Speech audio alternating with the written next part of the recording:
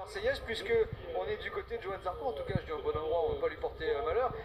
Johan, vous savez, est champion du monde. Il se bat pour un deuxième titre, ce qui l'emmènerait tout droit en MotoGP. Attention, Mitch, il y a un petit problème au sol. Je ne veux pas que vous tombiez ni sur la machine de Johan, qui est pour l'instant un peu désossée, on la voit. Mais surtout, on va se retourner, on va aller par là, on va aller au fond du stand. Et on va s'apercevoir qu'en plus de Laurent Felon, salut Laurent, comment ça va? Ça va, bonjour, bonjour tout le monde. Alors, on voit des chérubins qui ont l'air d'être quand même, qui ont envie d'attaquer. Explique-nous rapidement, parce qu'on sait qu'avec Johan, on vous avait déjà reçu dans l'émission que vous développez la moto pour les jeunes. Expliquez-nous. Ce qui se passe, c'est qu'on a créé une formule de promotion qui s'appelle la Coupe Piwi et on essaye de détecter des pilotes ainsi que des futurs, des passionnés de moto. Et là, c'est les 8 premiers qui sont là, qui ont été sélectionnés sur les 28 qu'on avait la dernière fois, qu'on a sélectionné à Ganges. Donc ils sont venus, ils ont été invités par Monsieur Michi pour venir voir le Grand Prix de France et ils sont là. Voilà. Il a eu une démonstration hier soir. Ouais, bravo. Et je peux poser une question?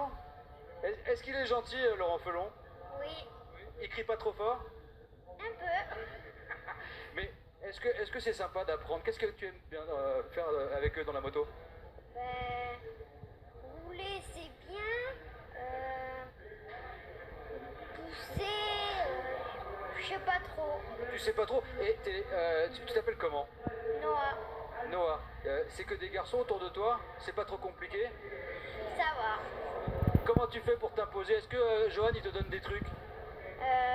Oui. Qu'est-ce qu'il te dit? Il me dit penche plus tes fesses et plie plus ton coude. Et c'est tout. Bah c'est déjà important. Les gars, est-ce que vous êtes galant avec les filles? Est-ce que vous la laissez passer? Non? Non. Bah, vous avez raison, il faut faire la course, elle en a envie. Comment ça se passe à l'école? Racontez-moi, l'école de la vraie, hein, celle de la moto. Ben, ça se passe bien. Qu'est-ce que vous faites? Ben, on s'entraîne. Et comment? Qu'est-ce que vous tirez des bourres les uns avec les autres?